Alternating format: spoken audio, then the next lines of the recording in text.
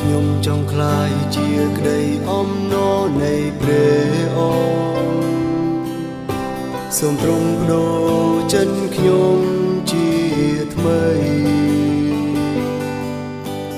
សូមប្រែខ្ញុំឲ្យក្លាយជាបាវថ្មី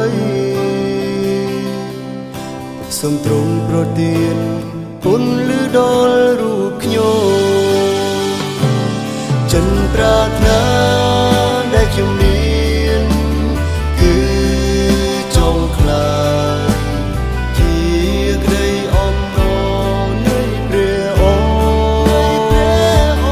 ចិនប្រាថ្នាដែលខ្ញុំមានគឺចង់ក្លាយជាក្តីអំណរនៃព្រះអង្គចា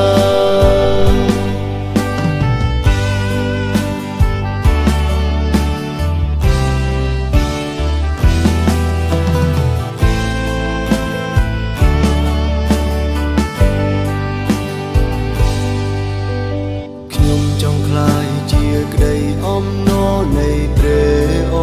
ង្គសូមទ្រង់បដូរចិនខ្ញុំជាថ្មីសូមប្រែខ្ញុំឲ្យក្លាយជាបាវថ្មីសូមទ្រង់ប្រទានពន្លឺដល់រូបខ្ញុំចិនប្រាថ្នា